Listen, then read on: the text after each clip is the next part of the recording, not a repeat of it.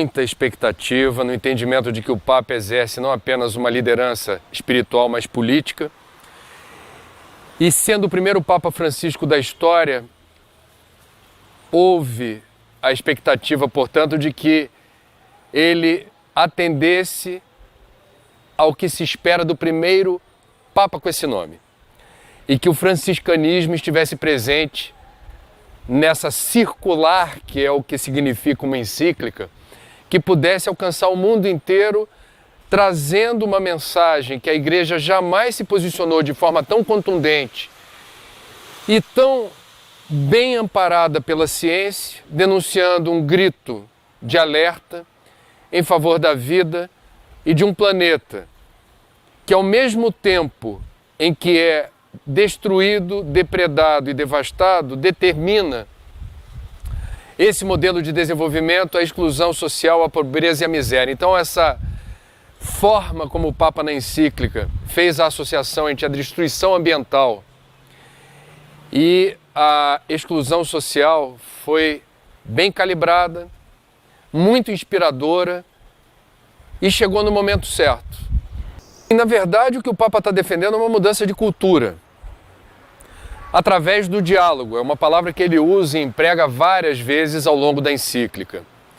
E o que a gente viu de 72 na Conferência de Estocolmo, a Conferência da ONU sobre Ambiente Humano, passando pela Rio 92, primeira Conferência da ONU sobre Meio Ambiente e Desenvolvimento, a Rio+10, que elenca a pobreza como um desafio do mundo, nós vamos percebendo a evolução da consciência, a percepção de que não dá para separar o ambiental do social e como nós não temos mais o direito de errar do que diz respeito a decisões políticas. O Papa é muito severo na crítica formulada aos chefes de Estado, aos dirigentes políticos, que se comprometem por palavras, mas não por atos. A distância que separa o discurso da ação. Então, nesse sentido, sim, essa encíclica é histórica porque ela certamente acelera o processo e cria constrangimento em quem se esmera na retórica do ecologicamente correto e do socialmente justo, mas que não consegue traduzir isso em ações. O ambientalista José Lutzenberger, batizado carinhosamente, apelidado de Lutz pelos gaúchos, imortalizou certa vez num texto muito interessante o analfabetismo ambiental que é grande nas cidades, porque aqui a gente tem água na torneira, não sabe de onde ela vem.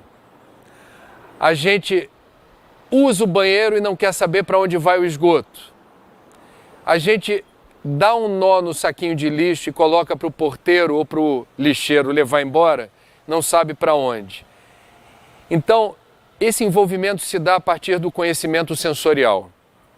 A gente precisa conhecer para amar e respeitar. O mundo está muito urbano e muito virtualizado. O conhecimento se tornou possível agora através de telas de computador.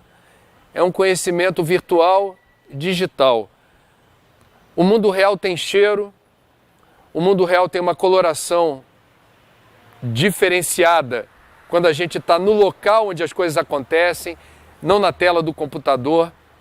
Então há um desafio da gente promover alfabetização ambiental, fazendo com que as pessoas se deem conta do risco que os ecossistemas do mundo correm hoje, de falência múltipla, de esgarçamento das condições que permitem a vida, parafraseando Cristo, a vida em abundância, num planeta doente, por nossos hábitos, comportamentos, estilos de vida e padrões de consumo. O desafio dos educadores, dos pedagogos e dos pais de família é promover desde cedo na criança o entendimento de que nós somos os grandes vilões ambientais da atualidade. Se o mundo experimenta uma crise ambiental sem precedentes na história, essa crise tem o nosso DNA e a nossa digital. Então nós queremos procurar a causa da crise ambiental, basta se olhar no espelho. rever hábitos e comportamentos e perceber a relação, o nexo causal entre o que eu faço no meu dia a dia, como eu me transporto para lá e para cá, o que eu como, o que eu possuo, que eu julgo ser um bem meu material, minhas posses, meu patrimônio. Tudo que eu tenho eu preciso ter, tudo que eu não tenho e ambiciono ter é necessário possuir, e tudo isso vai nos dando respostas sobre como a sociedade de consumo, e o consumismo é denunciado pelo Papa na encíclica, está por detrás dessa crise. Educação sugerindo e inspirando uma nova atitude em relação ao planeta. O Brasil tem uma matriz energética limpa, o Brasil é um país que ostenta uma condição ímpar no mundo. Agora, nós estamos sendo severamente castigados pela mudança do ciclo da chuva, que é resultado da mudança climática. Jamais se viu em São Paulo 2 verões consecutivos com tão pouca chuva na maior cidade do Brasil. Jamais se viu isso. E isso determinou a escassez de água doce limpa, o fato dos paulistas e paulistanos estarem tomando água, tomando banho com volume morto. Significa dizer que nós precisamos de outras fontes limpas e renováveis, mas aquela que tem sido alvo de maior investimento são as termoelétricas que usam óleo, carvão e gás.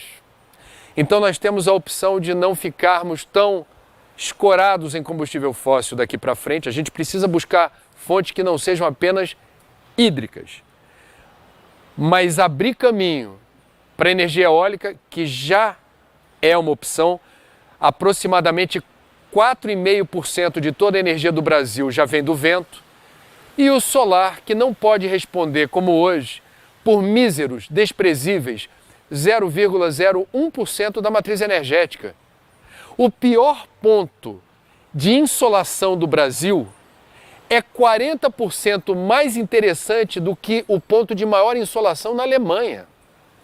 Nós temos um potencial incrível, ainda desprezado, que pode ser um caminho. Solar, eólico, biomassa, estimular etanol e biodiesel, por aí a gente vai bem.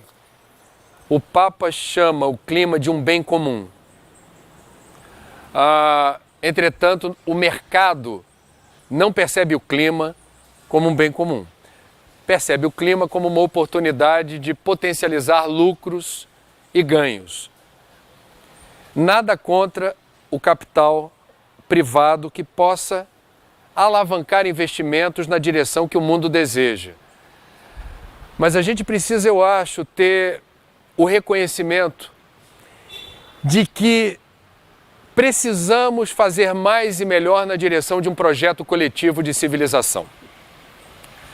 Precisamos renunciar a interesses muito imediatistas, muito circunstanciais e muito privados, particulares.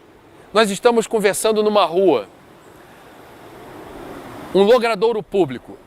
A pergunta fundamental é: a rua é de todos ou a rua não é de ninguém? Se a rua não é de ninguém, supostamente eu teria o direito de jogar lixo no chão, de não coletar as necessidades fisiológicas dos meus cachorros, etc.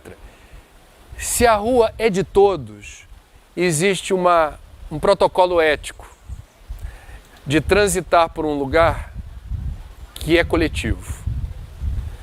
Nós vivemos sob o império da sociedade de consumo, onde as pessoas se sentem cada vez mais individualistas, egoístas e hedonistas. É preciso corrigir o rumo na direção de uma nova cultura mais generosa, menos imediatista, em que os direitos daqueles que ainda não estão entre nós, grosseiramente chamados de gerações futuras, sejam respeitados. Na lei do inquilinato, isso já é sacramentado. Eu ocupo um imóvel que não é meu. Por contrato, eu devo devolver o imóvel no final do período, como eu encontrei. Do ponto de vista ético, deveria se dar o mesmo. Não temos o direito de entregar esse planeta para gerações futuras em situação pior do que nós encontramos, no mínimo.